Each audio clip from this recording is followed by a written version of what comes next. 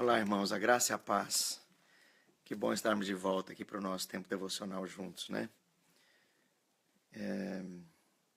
Gostaria de compartilhar com você ainda no livro de Mateus, dando um salto lá para o capítulo 25, a parábola das 10 virgens. Vamos ler a partir do verso 1. A Escritura Sagrada diz: Então o reino do céu será semelhante a 10 virgens que, tomando as suas lâmpadas, saíram a encontrar-se com o noivo.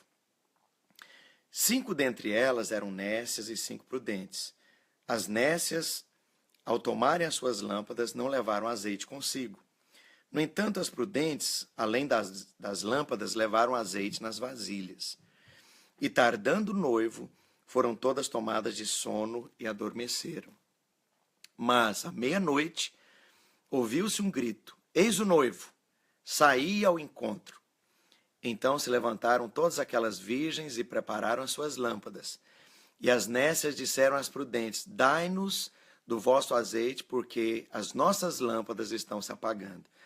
Mas as prudentes responderam: Não, para que não nos falte a nós e a vós outras. Ide antes aos que o vendem e comprai-o.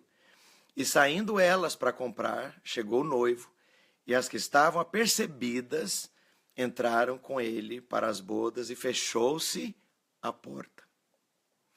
Mais tarde chegaram as virgens nécias clamando: Senhor, Senhor, abre-nos a porta. Mas ele respondeu: Em verdade vos digo que não vos conheço. Vigiai, pois, porque não sabeis o dia nem a hora. Glória a Deus. Esse bloco todo que é inaugurado aqui, tratando da volta do Senhor, a partir do capítulo 24 de Mateus, e as coisas relacionadas ao tempo do fim, são muito fortes e totalmente aplicáveis para a nossa vida cristã para hoje. E tratando especificamente aqui da nossa parábola, as 10 virgens, primeiro, o número 10 fala da totalidade dos crentes. Então, todo mundo que um dia se converteu, recebeu Jesus como Salvador e nasceu de novo, está incluído aqui. Não tem ninguém, nenhum único crente fora. Segunda coisa, a Bíblia está falando que elas eram virgens. Portanto, a questão da totalidade no número 10 é complementada pelo entendimento de que, aos olhos de Deus, essas virgens estavam preparadas para encontrar com o noivo no sentido de pureza, de purificação, porque a virgindade aqui fala desse aspecto de pureza. Isso aponta claramente para a questão do nosso perdão, da qualificação que foi operada em nós pela imputação da justiça de Cristo a nós. Nós não éramos virgens. Deus nos fez assim em Cristo Jesus. Então, a questão que se põe aqui é de salvação. Todas eram salvas. As 10 eram virgens. Portanto, as 10 podiam se encontrar com o noivo. Acontece que, meia-noite, a troca de turno, a mudança de momento.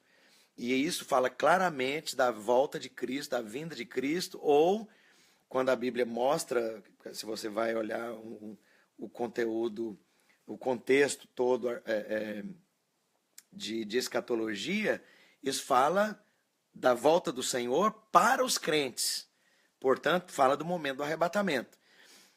Parte delas é qualificada para ser arrebatada, ou para serem arrebatadas, e parte delas não estão qualificadas. E a grande questão não é se eram virgens ou não, a questão é se tinham azeite. Esse é o único ponto, se tinham azeite ou não. E não é um azeite básico, todas tinham azeite. Isso fala da presença do Espírito Santo, da posse do Espírito Santo, da unção do Espírito Santo. Não há outra maneira de interpretar isso, a questão do azeite, senão o Espírito Santo, a posse do Espírito Santo, a presença do Espírito Santo, a residência do Espírito Santo em nós.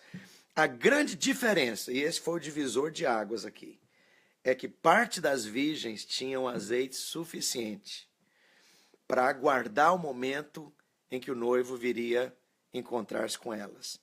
Parte tinha esse azeite suficiente e foram com o noivo para as bodas.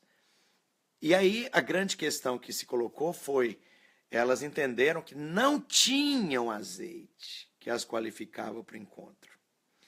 E o argumento dado pelas virgens sábias é: ide comprai-o. E comprar azeite, qual que é o sentido aqui de comprar azeite? Encher-se do Espírito Santo.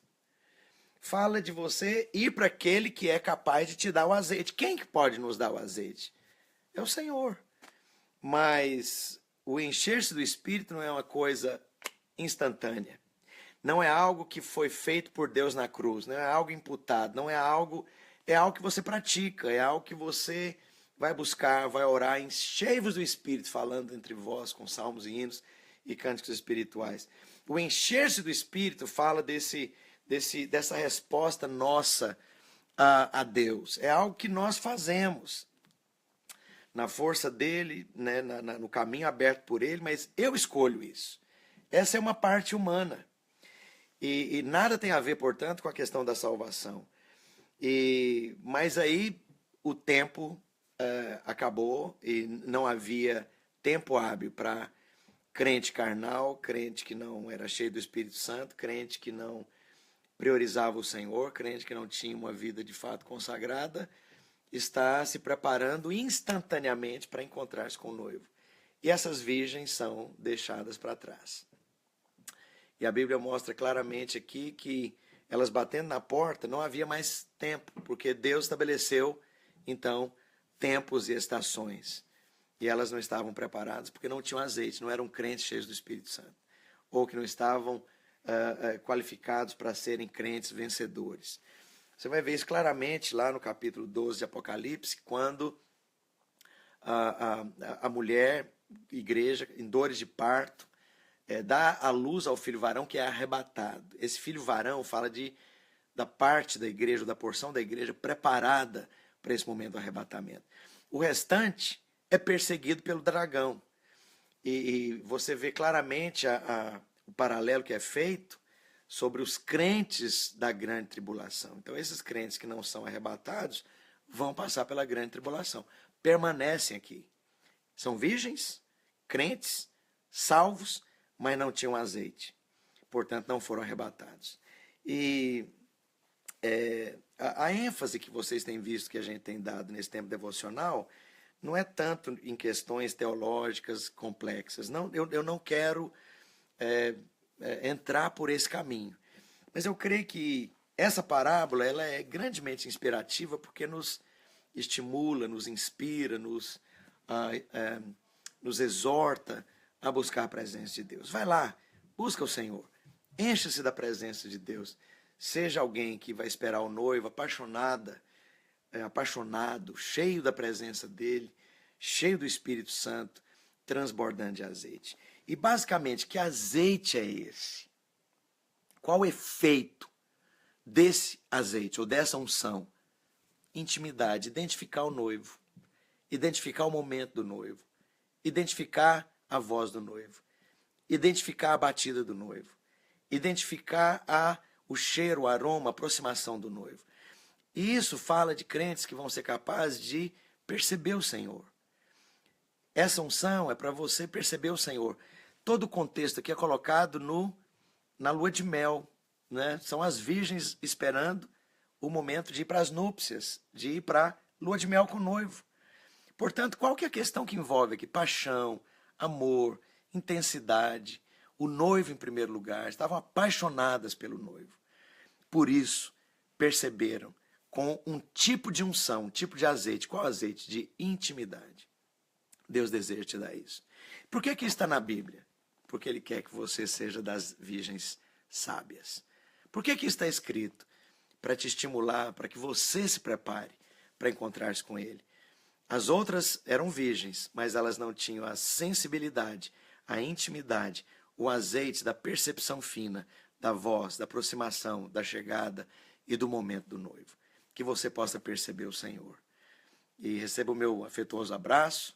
Estaremos juntos novamente aí na segunda-feira. Deus abençoe a todos, amamos vocês.